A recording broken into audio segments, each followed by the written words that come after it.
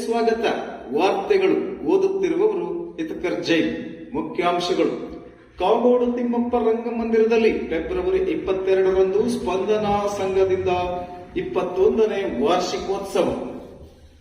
ನಾ ಡಿಸೋಜ ಸ್ಮರಣಾರ್ಥ ಜತೆಗಿರುವನು ಚಂದಿರ ನಾಟಕ ಪ್ರದರ್ಶನ. ತಾಳಗುಪ್ಪ ಹೋಬಳಿಯ ಮೆಸ್ಕಾಂ ವಿಭಾಗದ ಸಹಾಯಕ ಕಾರ್ಯಪಾಲಕ ಇಂಜಿನಿಯರ್ ಪ್ರವೀಣ್ ಮತ್ತು ಜೂನಿಯರ್ ಇಂಜಿನಿಯರ್ ನಿರಂಜನ್ ಇವರು ರೈತರಿಗೆ ಕಿರುಕುಳ. ದರ್ಪ ತೋರುತ್ತಿರುವ ರೈತ ವಿರೋಧಿ ಇಂಜಿನಿಯರ್ಗಳನ್ನು ತಕ್ಷಣ ವರ್ಗಾವಣೆಗೆ ಆಗ್ರಹಿಸಿ ರೈತ ಸಂಘದ ಮಂಜಪ್ಪನವರಿಂದ ಸುದ್ದಿಗೋಷ್ಠಿ. ವಾರ್ತೆಗಳು ನೀವು ನೋಡ್ತಾ ಇರಿ, ಮುಂದುವರಿಯುತ್ತೆ. ಸಾಗರ ಪಟ್ಟಣದ ಕಾಗೋಡು ತಿಮ್ಮಪ್ಪ ರಂಗಮಂದಿರದಲ್ಲಿ ಫೆಬ್ರವರಿ 22ರಂದು ಸಂಜೆ 6:30ರಿಂದ ಸ್ಪಂದನಾಸ್ ರಂಗ ತಂಡದಿಂದ 21ನೇ ವಾರ್ಷಿಕೋತ್ಸವ ಅಂಗವಾಗಿ ಡಾಕ್ಟರ್ ನಾ ಡಿಸೋಜ ಸ್ಮರಣಾರ್ಥ ಜತೆಗಿರುವವನು ಚಂದಿರ ನಾಟಕ ಹಮ್ಮಿಕೊಳ್ಳಲಾಗಿದೆ ಎಂದು ಸ್ಪಂದನ ರಂಗ ತಂಡದ ಸಂಚಾಲಕಿ ಪ್ರತಿಭಾ ರಾಘವೇಂದ್ರ ತಿಳಿಸಿದರು. ಇಲ್ಲಿನ ಪತ್ರಿಕಾ ಭವನದಲ್ಲಿ ಬುಧವಾರ ಸುದ್ದಿಗೋಷ್ಠಿಯಲ್ಲಿ ವಿವರ ನೀಡಿದ ಅವರು, ಮೈಸೂರಿನ ಸಂಕಲ್ಪ ಈ ನಾಟಕವನ್ನು ಪ್ರಸ್ತುತಪಡಿಸುತ್ತಿದ್ದು ಸಾಹಿತಿ ಜಯಂತ್ ಕಾಯ್ಕಿಣಿ ರೂಪಾಂತರ ಮಾಡಿದ್ದಾರೆ. ಹಾಲಗಪ್ಪ ಕಟ್ಟಿಮನೆ ವಿನ್ಯಾಸ ಮತ್ತು ನಿರ್ದೇಶನ ನೀಡಿದ್ದಾರೆ ಎಂದರು. ಹವ್ಯಾಸಿ ರಂಗಭೂಮಿ ಕ್ಷೇತ್ರದಲ್ಲಿ ಸಕ್ರಿಯವಾಗಿರುವ ಸ್ಪಂದನ ರಂಗ ತಂಡ ತನ್ನ 21ನೇ ವಾರ್ಷಿಕೋತ್ಸವ ಸಂಭ್ರಮದಲ್ಲಿದೆ.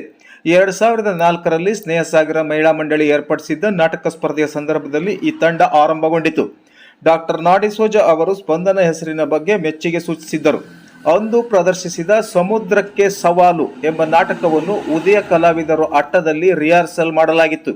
ಹಲವಾರು ರಂಗಕರ್ಮಿಗಳು ವಿವಿಧ ರೀತಿಯಲ್ಲಿ ಸಹಾಯ ಮಾಡಿದರು. ಅಂದಿನ ಸ್ಪರ್ಧೆಯಲ್ಲಿ ನಮ್ಮ ನಾಟಕ ಪ್ರಥಮ ಬಹುಮಾನ ಪಡೆದುಕೊಂಡಿತು ಎಂದು ನೆನಪಿಸಿದರು. ಈವರೆಗೆ ಕಾಗೋಡು ತಿಮ್ಮಪ್ಪ ರಂಗಮಂದಿರದಲ್ಲಿ ಹಲವಾರು ನಾಟಕ ಪ್ರದರ್ಶನಗೊಂಡಿದೆ. ಸುಮಾರು 65 ನಾಟಕಗಳ 450 ಪ್ರದರ್ಶನಗಳ ಹೆಚ್ಚು ಪ್ರದರ್ಶನ ನೀಡಿದೆ. ನೂರಾರು ಕಲಾವಿದರು, ಸಾವಿರಾರು ಮಕ್ಕಳು, ತಂತ್ರಜ್ಞರು ನಮ್ಮ ತಂಡದ ಜತೆಗಿದ್ದಾರೆ. ರಂಗ ತರಬೇತಿ ಶಿಬಿರ, ಸಂವಾದ, ಸದಭಿರುಚಿಯ ಸಿನಿಮಾ ಪ್ರದರ್ಶನ, ನಾಟಕೋತ್ಸವ, ನಾಟಕ ಸ್ಪರ್ಧೆ, ಶಾಲಾ ರಂಗ ಶಿಕ್ಷಣ ಹೀಗೆ ಹಲವು ಚಟುವಟಿಕೆಗಳಲ್ಲಿ ತೊಡಗಿಸಿಕೊಂಡಿದೆ. ಸಮಕಾಲೀನ ವಿದ್ಯಮಾನಗಳಿಗೆ ಸ್ಪಂದನ ಸ್ಪಂದಿಸುತ್ತಿದೆ ಎಂದರು. ಪ್ರತಿ ವರ್ಷ ಕುಪ್ಪಳ್ಳಿಯಲ್ಲಿ ಸ್ಪಂದನ ಆಯೋಜಿಸುವ ಮಳೆ ಬಿಲ್ಲು ಮಕ್ಕಳ ರಂಗ ಶಿಬಿರ ಪ್ರಸಿದ್ಧಿ ಪಡೆದಿದೆ. ಸ್ಪಂದನ ಹುಟ್ಟಿಗೆ ಕಾರಣವಾದ ಮಹಿಳಾ ನಾಟಕ ಸ್ಪರ್ಧೆಯ ಬಹುಮಾನ ವಿತರಣೆ ಸಮಾರಂಭದಲ್ಲಿ ಹಿರಿಯ ಸಾಹಿತಿ ಡಾಕ್ಟರ್ ನಾ ಡಿಸೋಜ ಅವರು ಪ್ರಥಮ ಬಹುಮಾನ ಪಡೆದ ಸ್ಪಂದನ ಚಟುವಟಿಕೆ ಇಲ್ಲಿಗೆ ನಿಲ್ಲಬಾರದು ಎಂದಿದ್ದರು. ಅವರ ಆಶಯದಂತೆ ಸ್ಪಂದನ 21ನೇ ವರ್ಷಕ್ಕೆ ಕಾಲಿಟ್ಟಿದೆ. ಈ ನಡುವೆ ನಾ ಡಿ ಅವರ ಭೌತಿಕವಾಗಿ ನಮ್ಮೊಂದಿಗೆ ಇಲ್ಲದಿದ್ದರೂ ಕೂಡ ಅವರ ನೆನಪಿಗಾಗಿ ಅತಿಥಿ ತಂಡದ ನಾಟಕ ಪ್ರದರ್ಶನವನ್ನು ಸಂಘಟಿಸಲಾಗಿದೆ. ಸ್ಪಂದನ ರಂಗ ಪಯಣದಲ್ಲಿ ನಾಡಿನ ಸಮಸ್ತರು ಆರಂಭದಿಂದಲೂ ಕೈಜೋಡಿಸಿದ್ದಾರೆ. ಅಂದು ನಾಟಕಕ್ಕೆ ಮೊದಲು ಜೀವನ್ಮುಖಿ ತಂಡದಿಂದ ಚೌಡಿಕೆ ಕುಣಿತ ಪ್ರದರ್ಶನವಿದೆ. ಸ್ಪಂದನ ಏರ್ಪಡಿಸಿರುವ ನಾಟಕಕ್ಕೆ ರಂಗಾಸಕ್ತರು ಹೆಚ್ಚಿನ ಸಂಖ್ಯೆಯಲ್ಲಿ ಆಗಮಿಸಬೇಕೆಂದು ವಿನಂತಿಸಿದರು. ರಂಗಕರ್ಮಿ ರಾಧಾಕೃಷ್ಣ ಬಂದಗದ್ದೆ ಮಾತನಾಡಿ, ಪ್ರತಿಭಾ ಅವರು ವಕೀಲರಾಗಿ ಕೆಲಸ ಮಾಡಿದ್ದರೂ ಈಗ ರಂಗಭೂಮಿಯಲ್ಲೇ ಪೂರ್ಣಾವಧಿ ತೊಡಗಿಸಿಕೊಂಡಿದ್ದಾರೆ. ಮಕ್ಕಳ ರಂಗಭೂಮಿ ವ್ಯವಸ್ಥೆಯಲ್ಲಿ ಅವರು ಅತ್ಯಂತ ಸಕ್ರಿಯರಾಗಿದ್ದು ಮಕ್ಕಳ ರಂಗಭೂಮಿ ಬಗ್ಗೆ ವಿಶೇಷ ಆಸಕ್ತಿ ವಹಿಸಿ ಕೆಲಸ ಮಾಡುತ್ತಿದ್ದಾರೆ. ಸ್ಪಂದನ ರಂಗ ತಂಡ ಆರಂಭಕ್ಕೆ ಡಾಕ್ಟರ್ ನಾ ಡಿಸೋಜ ಸ್ಫೂರ್ತಿ ತುಂಬಿದ್ದಾರೆ. ಡಿಸೋಜ ಅವರು ಸಾಗರದ ಅಸ್ಮಿತೆಯಾಗಿದ್ದರು. ಅವರ ಸ್ಮರಣಾರ್ಥ ನಾಟಕ ಏರ್ಪಡಿಸಿರುವುದು ಸಕಾಲಿಕವಾಗಿದೆ. ಮಹಿಳೆಯಾಗಿ ಪ್ರತಿಭೆ ಅವರು ಸ್ಪಂದನ ತಂಡವನ್ನು ಯಶಸ್ವಿಯಾಗಿ ಮುನ್ನಡೆಸುತ್ತಿದ್ದಾರೆ. ಅವರಿಗೆ ಎಲ್ಲರೂ ಅಗತ್ಯ ಪ್ರೋತ್ಸಾಹ ನೀಡಬೇಕು. ಈ ಭಾಗದಲ್ಲಿ ಯಕ್ಷಗಾನ, ನಾಟಕ, ಸಂಗೀತ, ಜನಪದ ಕಾರ್ಯಕ್ರಮಗಳು ಹಾಗೂ ಪುಸ್ತಕ ಪ್ರಕಟಣೆ, ನೀನಾಸಂ ನಾಟಕಗಳೆಲ್ಲ ನಡೆಯುತ್ತಿದ್ದು ಜನರಲ್ಲಿ ಸಾಂಸ್ಕೃತಿಕ ಎಚ್ಚರ ಈ ಸಾಗರ ತಾಲೂಕಿನಲ್ಲಿ ಇದೆ ಎಂದು ಸಂತಸ ವ್ಯಕ್ತಪಡಿಸಿದರು. ಸ್ಪಂದನ ತಂಡದ ರಿಯಾಜ್ ಹಾಜರಿದ್ದರು.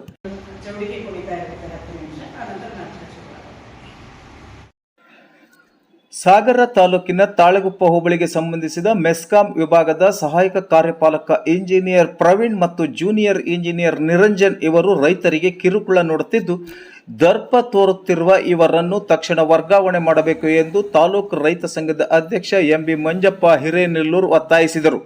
ಅವರು ಇಲ್ಲಿನ ಪತ್ರಿಕಾ ಭವನದಲ್ಲಿ ಸುದ್ದಿಗೋಷ್ಠಿಯಲ್ಲಿ ಮಾತನಾಡಿ, ತಾಳಗುಪ್ಪ ಹೋಬಳಿ ಸಿರಿವಂತೆ ಎಸ್ಟಿ ಕಾಲೋನಿಗೆ ಸಂಬಂಧಿಸಿದ ವಿದ್ಯುತ್ ಪರಿವರ್ತಕ ಸುಟ್ಟು ಹೋಗಿದ್ದು ಸುಮಾರು 15 ದಿನಗಳಾದರೂ ಅಳವಡಿಸದೆ ರೈತರಿಗೆ ಕಿರುಕುಳ ನೀಡುತ್ತಿದ್ದಾರೆ.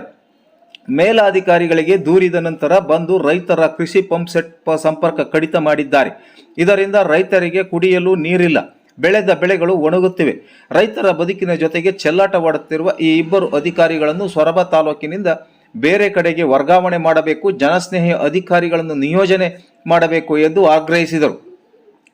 ಈ ಕೆಲಸವನ್ನು ಮಾಡದಿದ್ದರೆ ಜನಪ್ರತಿನಿಧಿಗಳು ಹಾಗೂ ಹಿರಿಯ ಅಧಿಕಾರಿಗಳ ಮನೆ ಎದುರು ನಿರಂತರ ಉಪವಾಸ ಸತ್ಯಾಗ್ರಹ ಮಾಡಬೇಕಾಗುತ್ತದೆ ಎಂದು ಎಚ್ಚರಿಸಿದರು.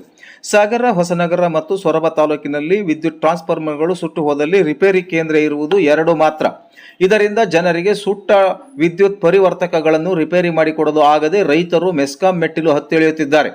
ಇಲಾಖೆಯ ವಿದ್ಯುತ್ ಸಂಪರ್ಕ ನಿರಂತರವಾಗಿ ವೋಲ್ಟೇಜ್ ಇಲ್ಲದಿರುವುದರಿಂದ ವಿದ್ಯುತ್ ಟ್ರಾನ್ಸ್ಫಾರ್ಮರ್ಗಳು ಸುಟ್ಟು ಹೋಗುತ್ತಿವೆ.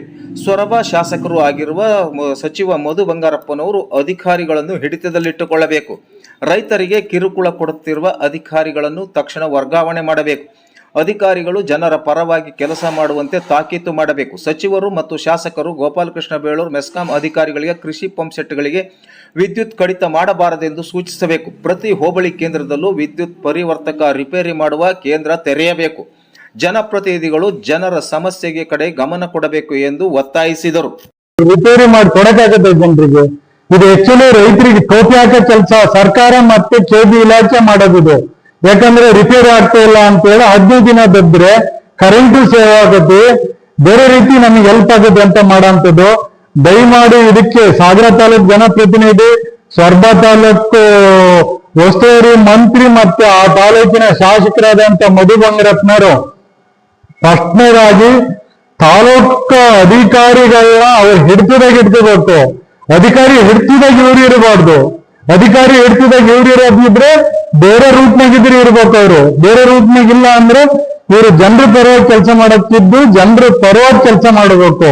ನಾನೀಗ ಈ ಏನ್ Praveen AE Jog division AW ಅವರು ಇನ್ಚಾರ್ಜ್ ನಿರಂಜನ್ ಜೈವಿ ಅವ್ರನ್ನ ಕೂಡ್ಲೆ ವರ್ಗಾವಣೆ ಮಾಡಿ ಜನಸ್ನೇಹಿರ ಅಧಿಕಾರಿನ ಇಲ್ಲಿ ಹಾಕಿಡ್ಬೇಕು. ನಮ್ ತಾಳಪ್ಪ ಇಲ್ಲಿ ರೈತರಿಗೆ ದಿನನಿತ್ಯನೂ ಈ ಪ್ರವೀಣ ಮತ್ ನಿರಂಜನ್ ಇಂದ ಕಿರುಕುಳ ನಡೀತಾ ಐತಿ. RR ನಂಬರ್ ತೋರಿಸ್ರಿ ಅನ್ನೋದು. RR ನಂಬರ್ ಹೆಂಗ್ ತೋರಿಸ್ತಾರ್ರಿ? ಒಬ್ಬ ರೈತರು ತನ್ನ ಉದ್ಯೋಗಕ್ಕಾಗಿ, ಕೃಷಿ ಮಾಡಕ್ಕಾಗಿ ಅಥವಾ ಕಂದಾಯ ಭೂಮಿ ಬಿಟ್ಟು ಫಾರೆಸ್ಟ್ ಲ್ಯಾಂಡ್ ಅಥವಾ ಇನ್ನೊಂದು ಎಣ್ಣೆ ಮಾಡಿರ್ತಾನೆ, ಅಥವಾ ಅವನಿಗೆ ಪಾಣಿ ಇರೋದಿಲ್ಲ. ಇವರು ರೈತರಿಗೆ ಕೊಡ್ತಕ್ಕಂತ ಹಕ್ಕು 4 ಎಕರೆ ಮಂಜೂರಾತಿ ಕೊಟ್ರೆ ಯಾಕೆ ಪಾಣಿ ಇರೋದಿಲ್ಲ? ಇವರು ನ್ಯೂನತೆಗಳನ್ನ ಸರ್ಕಾರದಾಗೆ